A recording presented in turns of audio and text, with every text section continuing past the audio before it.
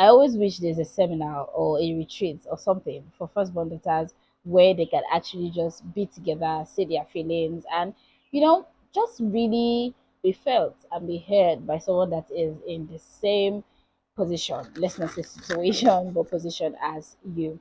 Hi guys, in case you're seeing my face for the first time, my name is Tosi, and in case you've been here before, you already know. Welcome back, Marioji. So guys, let's get into the video.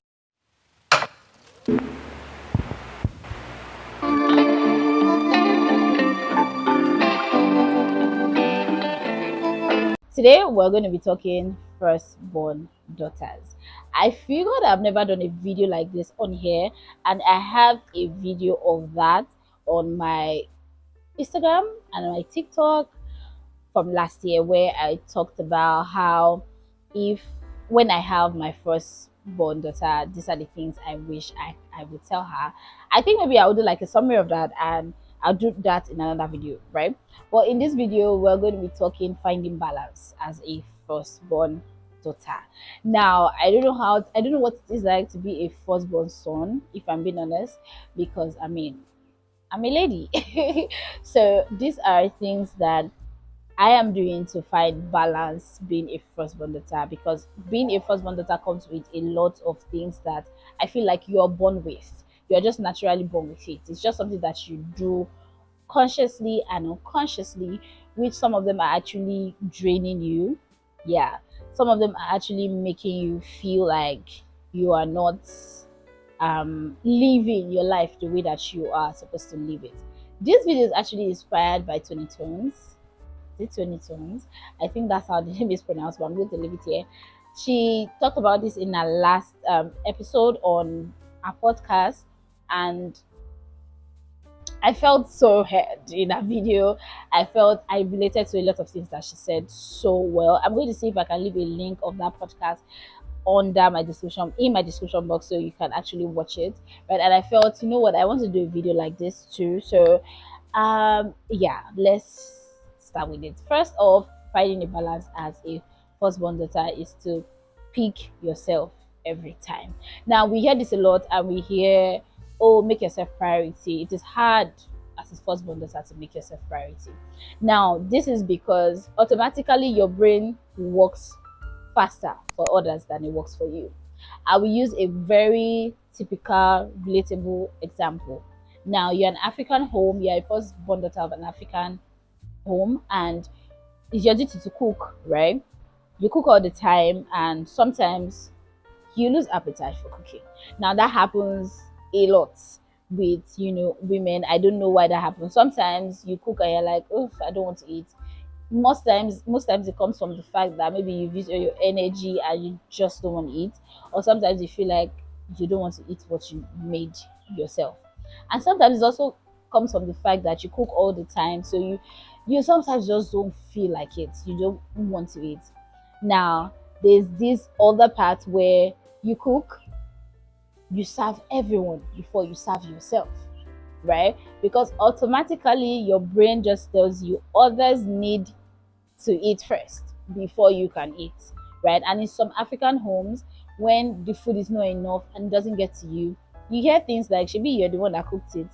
Didn't you know that this was not going to be enough?" And you end up not eating, right? These are just really basic examples I'm trying to, give. And start from there. start from there. Start to make your own plate first before you make other people's plate. Now, this is something that I'm personally struggling with, right? And I just made the decision that, what, when I cook, I'm going to put my own food first, right? But I still don't. I majority of the time I don't. I just feel everybody should eat, this should be okay, and I will eat. But start from there. That is you putting yourself first in simple situations. Now you're in that African home and you have things to do, you have chores. Wake up hours before to have, even if it's just 1 hour to yourself, where you don't do anything. You just sit with yourself, hear your own thoughts, right? Where you just, how will I put it? Where you just zone out the word and you just automatically feel like I'm the only one here. I'm the only one in this house, right? Even when you stay alone, I always say this, right? Early in the morning is only my family's call I pick. But sometimes, if you're staying alone, I'm saying this for people that are staying alone, and sometimes you really don't want to pick your family call. And to be honest, if that's good for your mental health, please, baby, do as you chooses. But always pick yourself first. If you have to go somewhere to stay away from your family for a while, please do that. This is something that I want to start tapping into. I love my family. I love them with my heart. I always bless God every time that I have them. I wouldn't have asked for a better family. Now, I'm not saying this because I'm here. I'm saying this because it's actually the truth, right? And sometimes I wish I could just be by myself. If I'm being honest, I just really wish I could just be by myself. Wake up and it's just me. Sleep and it's just me. Walking around and it's just me. Right? Everybody has that feeling as the firstborn daughter. So it's always very important. Pick yourself first. Every single time. Because you know what? Everybody's going to be okay. I tell you, if you are sick today and you can't make that meal, someone else will, and they will eat and they'll be fine. That's the truth. So don't always feel like, yes, the obligation to want to cater for people, you have obligations, you want to be responsible, you're supposed to be doing this. I understand that. It comes with the bet. I mean, it comes with the human being, or how will I put it? You just always feel like some people have to be good for you to be fine. Now, I feel a lot of us have this, oh, pressure of, I have to take care of these people. Yes, you can, but you can also take care of yourself too at the same time. So it's always very important. Pick yourself first. I've wasted like 7 minutes talking about this, so let's get into the next one. The next one is people pleasing. Now, as a firstborn child, I will say 80%. I don't know about the remaining 20. I'm just using my head. But if I'm to say truly, I would say 99.9% of firstborn daughters are people pleasers. It just comes with the position. You automatically find yourself pleasing people. You automatically find yourself wanting to prove things. You automatically find yourself that I need to prove that I can do this. I need to prove that, oh, this person has to be good. I need to prove that I'm a good person. That's it. As a firstborn daughter, you're always proving that you're a good person. You don't need to prove anything to anyone. You really don't need to prove things to anyone. Now, what I have come to understand is people notice when you are a people pleaser. They know. And you know what they do? They use you. Pay attention. Are you with me? Yeah, pay attention to it. When people see that you're a people pleaser, they know, and they use it against you. They know that when they call you, you're going to turn up, right? They know that when they call you, oh, you're going to be there. You need to start using the word no. No is a full sentence, and that's something I had to learn, and I really wish I knew earlier. No is a full sentence. I'm not coming. Now, no was a word that I had to struggle with over time. I felt if I tell somebody no, I am doing the worst. I am making the person feel rejected. Baby, at this point in my life right now, I really don't care. I really do not care. If I want to just chill at home and I see that you want to come and visit me, I'm going to tell you that I'm not around. I'm not around. No, it's a no. I don't see a need for me to really stretch myself to please others. People know, people can say it. Sorry, because you see me looking down, I'm looking at my notes, so I'm giving you guys the exact points that I have here. People know that you're a people pleaser. And one thing I would tell you to start doing is to leave people where they are. Allow people to be themselves. Stop pleasing them. Stop pleasing them. Stay away from people that drain you. People that they only call you when they need something. People that they only feel like, okay, I need her to do this thing. If I form emotional whatever, they are going to turn up for me. If I do this, they are going to turn up for me.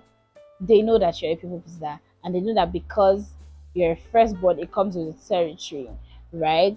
They tend to overstretch you. Stay away from people that drain you. This is really going to help you. Some of them don't know. Now, some of them don't know, but some of them do. For those that don't know, you know for yourself and for your own mental health, stay away from people that drain you. They take and they take and they take and they take from you. People pleasing drain you. There's nothing anyone can tell me about it. People pleasing drain you, no matter what it is. People pleasing people over time is going to drain you, right? Because you don't have anything else in your cup. We hear this a lot. So you can't put from an empty cup. We used to think it's word. It's not word. It's not motivational talk. It is true talk, right? You cannot pour from an empty cup. And when people are really taking and taking and taking from you, it gets to the point where you have nothing. And I got to that point, and I will tell you from experience, you really don't want to be at that point because you begin to get the I don't care. At this point, I don't have one water to drop into anybody, so I really don't care. And to be honest, I don't think it's a good position. I don't think it's a good place to be. I was there. I was really there where I had nothing to put to anybody, and I start doing things for myself. So for you to get to that level, it takes a lot of training from you. And like I said before, it's actually a position that you really don't want to get to. But if you're there, it's okay. It's okay that you're there, that you can't pour into other people anymore. It's okay. And one thing you need to understand is they'll be fine. The next part where you are to find balance in as a firstborn daughter is friendship parenting. Now, I don't think there's any friend that asks you to parent them, but because you're used to parenting your younger ones, you're used to parenting people in your family. Actually, firstborn daughters, some firstborn daughters parents their parents. To be honest, it's like the table tones, right? But what I want to say is that sometimes give your advice and leave people where they are. If I heard this advice 3 years ago, I will say, me, I'm saying to myself, I'll say, you're a bad person. But it's the truth. Sometimes just give your advice. Oh, this is what I think. Oh, it's just an opinion. You don't need to, you really don't need to do it. But leave them there. You don't need to follow up. You don't need to parent them. You don't need to force them that what you've said is right.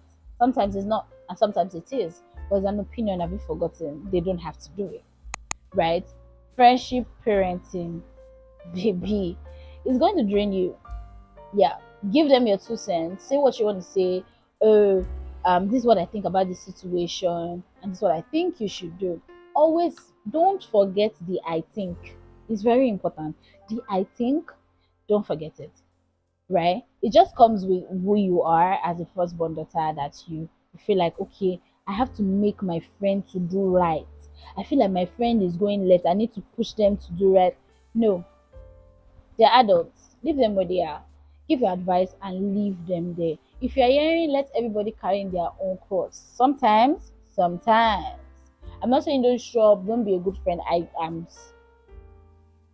I'm not an advocate of being a bad friend at all. But show up for friends. Tell them what to do. This is what I think. It's just an opinion. If you think it's okay, fine. But don't sit there and make sure that it's what you said that they should do. Do you understand? Don't sit there and make sure that, okay, it's what I said. They should do what I said. Leave people where they are sometimes. Leave them there. Honestly, leave them. Leave them.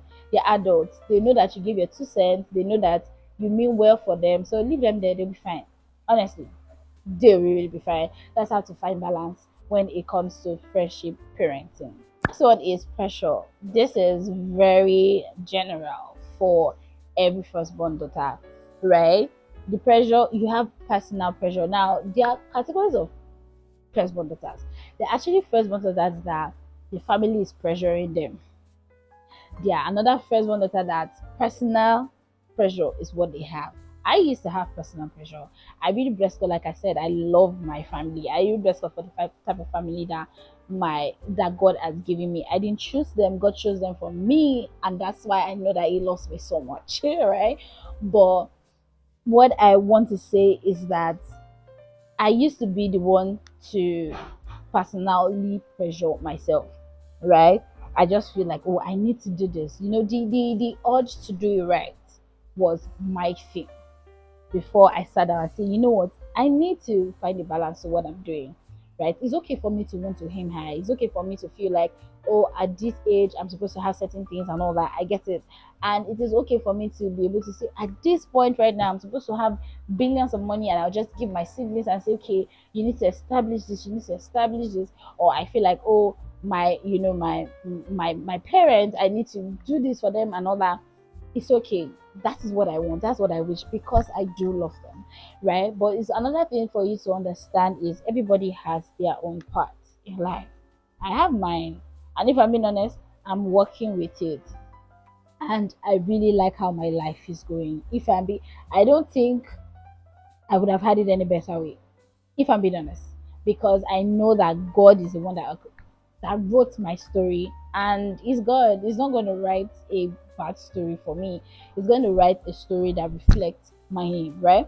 So it's always very important for you to understand that you have your own journey. It's okay if you are not doing 1 million things because you feel that you're a firstborn daughter. It's okay if you feel like, oh, I need to do this. It's okay if things are not going how you feel they are supposed to go.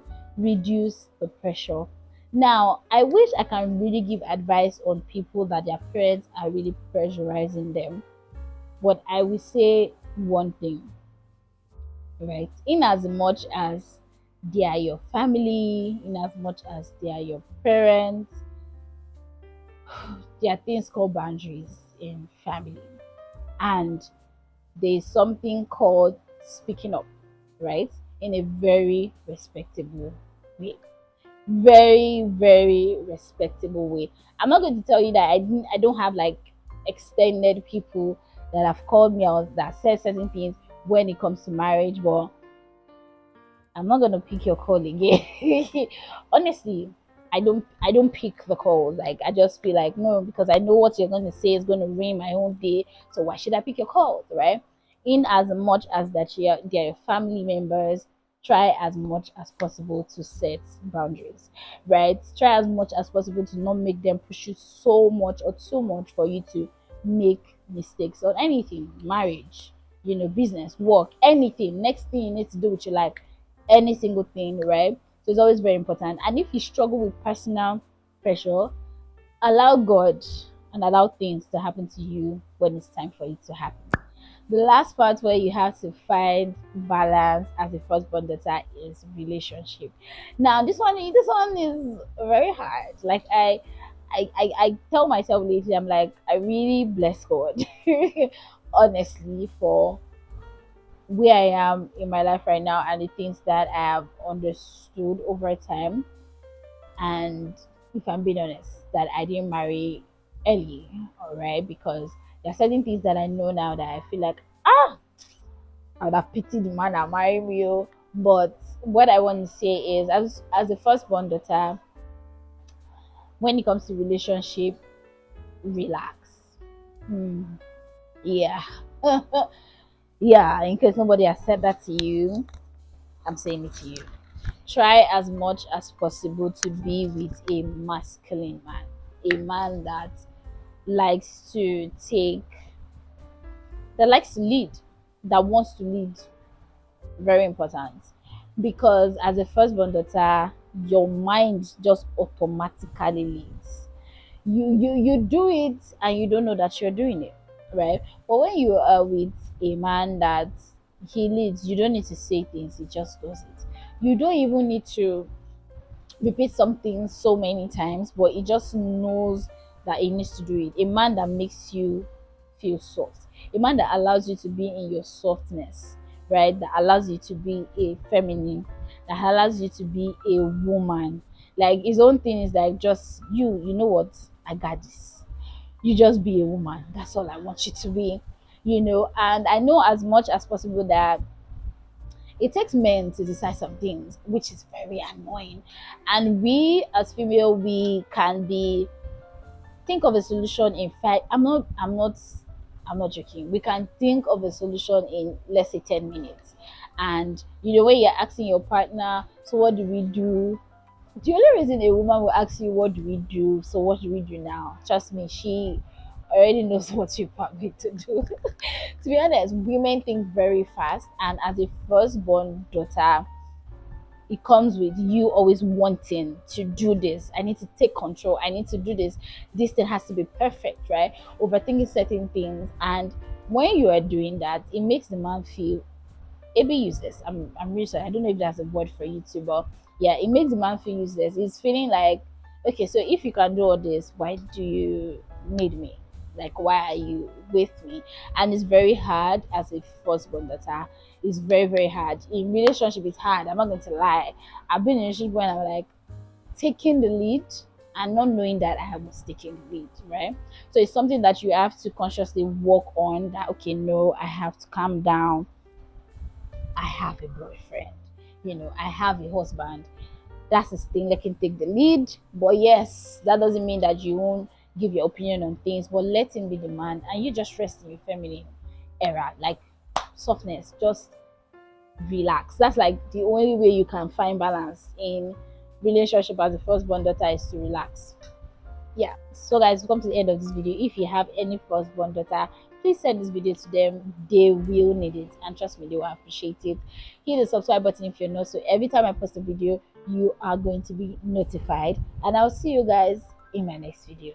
Bye y'all.